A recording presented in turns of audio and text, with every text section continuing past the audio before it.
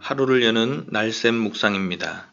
오늘 함께 보실 말씀은 신명기 32장 26절에서 35절까지 말씀입니다.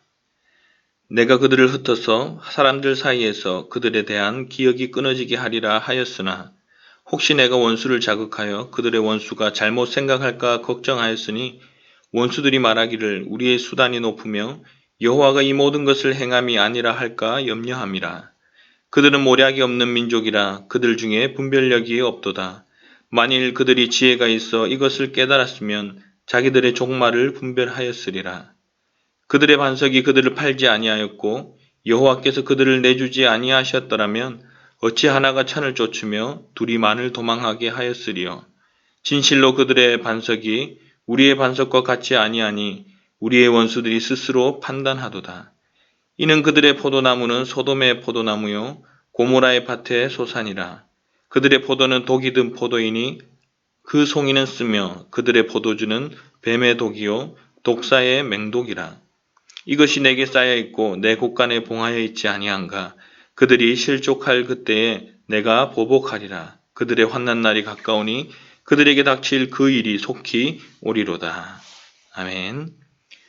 사랑하는 여러분, 신명기 32장의 내용은 하나님이 모세와 여호수아를 불러서 이스라엘이 약속의 땅에 들어가면 반드시 하나님을 버릴 것이니 그때를 대비해서 이 노래를 지어 부르라고 말씀하셨는데 하늘과 땅을 증인 삼고 부른 구체적 증거의 노래 내용입니다.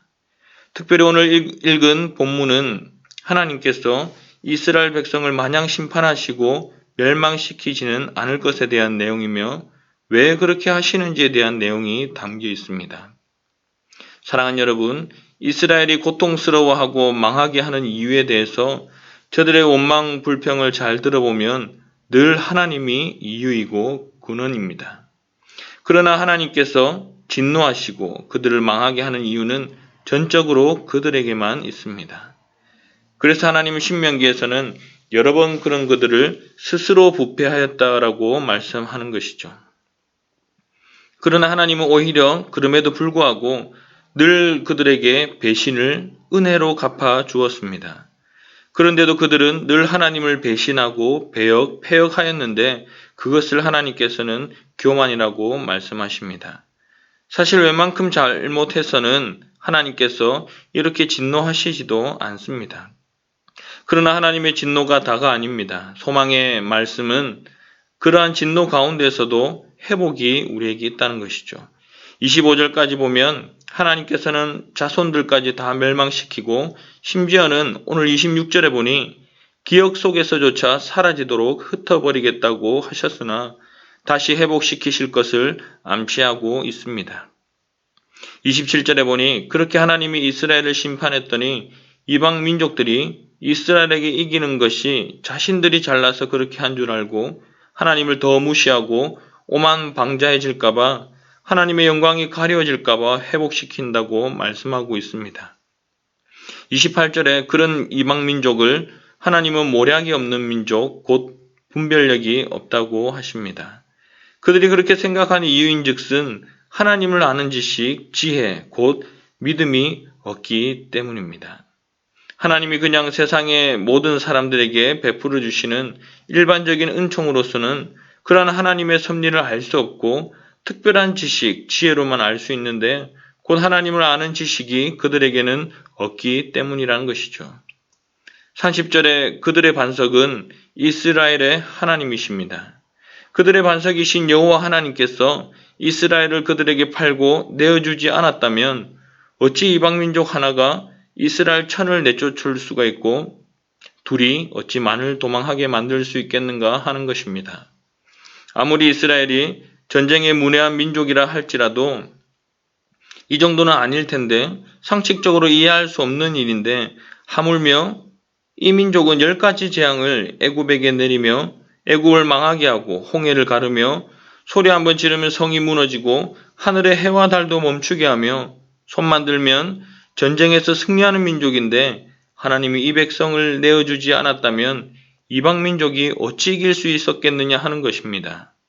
31절에는 심지어 자기들이 그렇게 이스라엘을 이겨놓고도 자기들이 섬기는 신보다 이스라엘을 지키는 여호와가 더 강한 분이라는 것을 알고 있었다고 이야기하고 있습니다.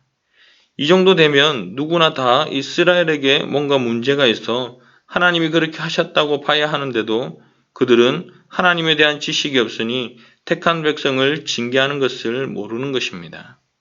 그러나 말씀 32절 34절에 보니 이방의 민족이 스스로에게 취해서 이스라엘을 치며 배를 불리는 것을 소돔과 고모라의 포도나무 밭에 비유하고 있습니다. 그들의 포도는 독이 든 포도이고 그 송이는 쓰다고 하며 그 포도주는 뱀의 독, 독사의 맹독이라고 합니다.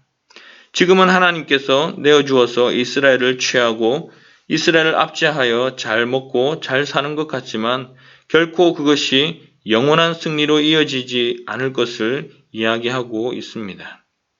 그것을 하나님 안에 쌓아놓고 하나님의 곳간에 봉하고 있다라고 말씀하고 있습니다. 이스라엘에게 행하고 하나님께 행했던 그 악독을 하나님께서 다 기억하고 있고 반드시 갚아주실 것을 선포하고 있는 것이죠. 비록 하나님께서 이스라엘의 배신으로 이방민족 나라로 심판하였지만 이스라엘을 괴롭게 하며 하나님을 모욕한 이방민족들을 결코 잊지 아니하고 마지막 날에 소돔과 고모라를 심판하셨듯이 그들을 반드시 심판하시고 하나님 백성 이스라엘을 다시 회복시키실 것을 약속하고 있는 것입니다. 사랑하는 여러분, 말씀을 정리하겠습니다. 하나님을 진노하게 하는 것도 하나님 나라의 열매를 우리가 온전히 누리지 못하는 것도 우리는 할 만큼 했는데 은혜를 안 주신 하나님 때문이 아니라 스스로 부패한 우리 탓이요. 또한 다시 회복하는 것도 우리의 어떠함 때문이 아니라 하나님의 영광을 위한 전적인 은혜 때문인 줄로 믿습니다. 모세가 시내산에 율법을 받으러 올라간 사이에 금송아지를 만들어 하나님을 극도로 분노케 했다가 모세의 중보기도로 그 절체절명의 순간을 은혜로 넘어간 것을 떠올리게 만듭니다. 오직 하나님의 영광이 우리에게는 유일한 소망이요 은혜의 이유이며 우리의 흔들리지 않는 반석입니다. 이스라엘을 다시 구한 모세의 중보기도의 핵심은 하나님 영광을 위한 그저 베푸시는 하나님의 자비와 긍휼이었습니다. 주의 영광을 위한 하나님의 아낌없이 베푸시는 그 사랑이 결국 믿지 아니하는 세상에게는 심판이요 그래도 주의 백성들에게는 구원의 은혜가 되어 다시 새롭게 주의 영광을 위해서 살게 하는 것입니다. 그리고 그 사랑의 열매를 따먹는 것이 바로 믿음의 기도인 것이죠. 약속의 말씀을 붙들고 내 자신을 돌아보며 회개하며 다시 주를 위해서 새롭게 살 것을 위해 간절히 기도한다면 비록 또 내일 이 순간 똑같은 기도의 제목으로 나올 수밖에 없다고 할지라도 하나님께서는 이 순간 우리를 붙들어 주시고 다시 소망을 주시고 다시 기회를 주시고 다시 능력을 부어주셔서 승리할 수 있도록 인도해 주는 것입니다. 오늘 이 새벽에 하나님의 약속의 말씀을 믿음으로 붙들고 기도하며 다시 새롭게 하시며 회복케 하시는 하나님의 놀라운 자비와 긍휼로 승리하시는 복된 하루가 되시기를 예수님의 이름으로 축복합니다.